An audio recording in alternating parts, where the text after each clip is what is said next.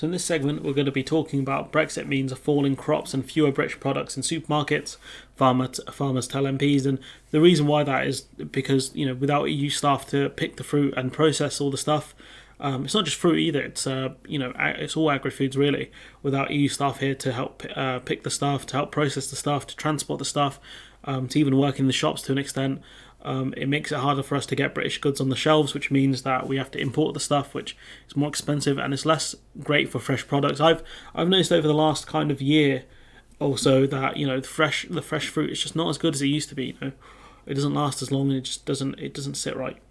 Brexit has led to a decline in crops and fewer homegrown products on shelves of Britain's supermarkets, farming chiefs have warned.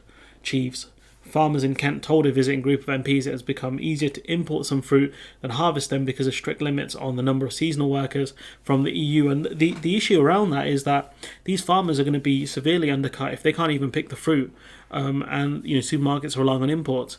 They may never go back to British farmers again because British farmers are going to prove themselves to be unreliable. It's very much a negative spiral, really, in this case, especially when British farms aren't going to be that reliable for food produce, given the staffing problems they're facing.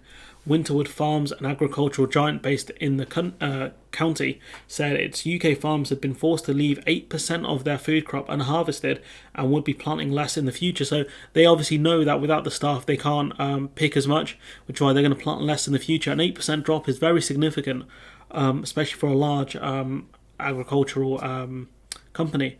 8% drop is huge, especially in a cost of living crisis. And obviously they would want to pick as much as they can do, but they can't because they haven't got the staff.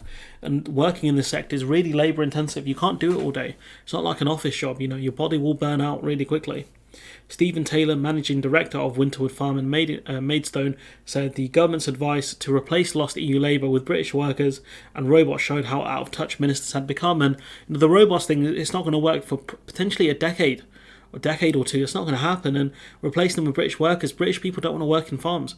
Geography is a problem, pay is a problem, living where you live, if you want to move to live near these farms, is a problem.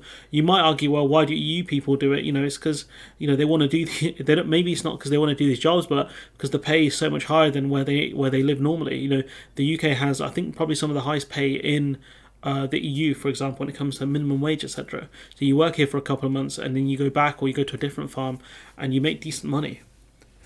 The flow of people, some people do it out of term as well, if they're at uni or at school, they might come to the UK to work for a few months just to make some money during the summer whilst they're not studying. Quite a few people, I think, do that. The flow of people coming from Europe to work for the summer has declined every year since Brexit, and simply because it's not just the visas as well, it's people just don't feel welcome here, and I don't blame them, to be honest. Sometimes as a brown man myself, I don't feel welcome in this country. And as a direct result, we are now growing less and importing more, which again, has environmental costs, but also, it costs these farmers. Again, if you're not reliable, supermarkets ain't going to buy from you. Calling for more flexible seasonal visas, the government said it could allow the same people to carry out the harvest, but it has inexplicably decided to choke the industry instead. And I think one of the key problems is that the visas only allow them to work at one farm. So if they want to go from farm to farm, working in different ones as the summer goes on or whatever season they're in, because obviously different fruits come into season at different times, weeks or a month out from each other, depending on the stuff you're trying to pick. They can't do that. And so it makes it, their costs are higher, getting a visa, etc. Costs are higher, and if they can't work at multiple farms, what's the point? Labour MP Hilary Benn led a delegation of MPs and industry chiefs to visit Winterwood Farms in Kent. They were told the problems had hit the whole farming sector, resulting in less fresh, more expensive imported fruit in British supermarkets to cover the shortfall, because if supermarkets don't have anything to sell, they're not going to make money. If you go to the fresh fruit sections in your local supermarkets, you can see they're quite empty. I've noticed that as well. They're very empty. If you guys want me to take pictures, I will. Off-season trade had also been hit badly. I'm not sure what off-season trade really means. Does it mean because you can only pick fruit, certain like fruit and vegetables in season? Bit of a weird one. Farmers could previously sell any surplus from overseas operations to EU markets. So if we had a bumper crop of, say, what's it called, blueberries, we could sell them to other countries who might like blueberries. Who doesn't? I do. Blueberries. But new Brexit red tape means they must now pay to dispose of the fruit instead. So even if we have a surplus, instead of sending it to market, which would lower the overall cost of fruit because more supply equals potentially if you flood the market with the goods, it can lower the price of it. Which again, they might as well do that instead of disposing of it, but or donate it or something. But instead, they're paying to get rid of it, which is very capitalist. I remember a point reading about in the Great Depression where farmers would just cull pigs because they weren't worth anything, rather than the government maybe buying them and using that to help people. Instead, farmers disposed of it, and we saw that in the UK as well. So the government stepping in to help farmers out. I guess the staff was the major problem there. You had a massive culling of healthy animals. Mr. Ben said the government's immigration and trade policies were raising questions over our food security. And, even in developed countries, food security is very important. Making sure that we're not, a few days away from a food shortage is important. The senior Labour MP added, it is essential that ministers urgently consider the introduction of more flexible visas for seasonal workers and negotiate better trade. Let's take this one at a time, right? The more flexible visas thing is potentially doable, but it depends, because obviously Priti Patel is not a fan of that. Negotiate better trading terms on fresh produce with our EU neighbours. I mean, how are you going to do that? How are you going to negotiate better terms for fresh produce unless you go for an alignment deal? How are you going to achieve that? And that's the thing. Labour can argue, we need to do these things better, but they never explain how they're going to achieve it. And that really annoys me. When people do that. Genuinely. It's not just, the Labour Party. It's everyone who's like, you need to do this thing better. How are you going to do that? I don't know. Honestly, very frustrating. Ben and co-convener Peter Norris have written to the Home Secretary and Priti Patel and the Environment Secretary George Eustace to request urgent meetings on the problems affecting British farmers. I mean, they ain't going to talk to you, pal. They don't care.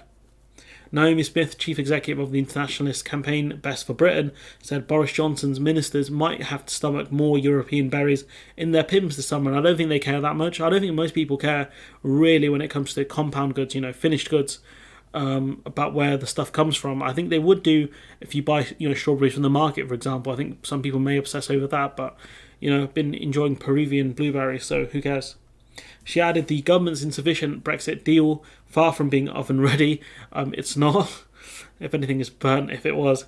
Actually means quality homegrown produce is left to rot and leaves British supermarkets no choice but to import, meaning consumers have less choice, less fresh produce and higher prices. And all of those things are true, really. We do have less choice when it comes to the things that we can actually buy because, again, without having the EU there where we can buy loads of nice stuff, you can, depending on the climate where you live in, you can get some really nice stuff like different kinds of peppers, for example.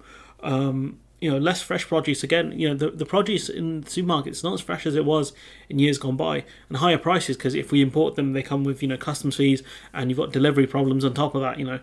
France is obviously a lot further away than places in England, depending on where you live.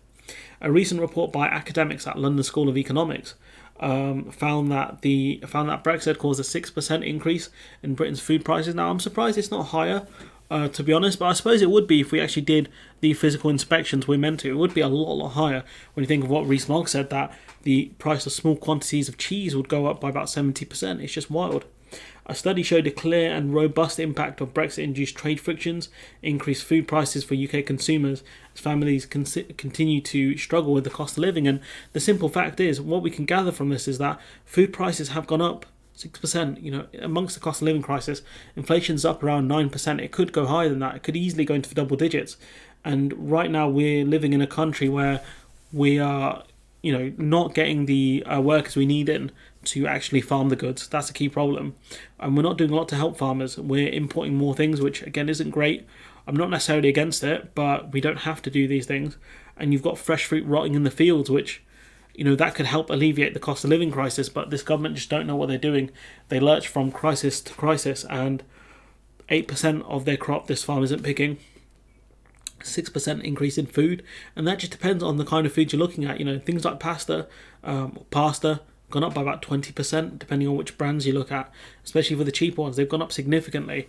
So 6% is quite a misleading figure. I remember Jack Monroe dragged the ONS over the coals, really, over the inflation figures they produced, because it's about the goods you look at. If you look at things like foreign holidays, they haven't gone up, they've gone cheaper. Really, if you calculate that into your inflation figures, obviously the inflation numbers are going to look less than they really are. That's why the the retail price index, the inflation number there is higher because they have different metrics they look at. So realistically, we should be looking at how the inflation is actually calculated, because I think it's higher than what they're telling us. It's really bad right now. But anyways, I've got a lot of other stuff to cover. Let me know what you think in the comments below. Like, comment, share, subscribe. Support the channel on Patreon if you can. And hopefully I'll see you in the next one.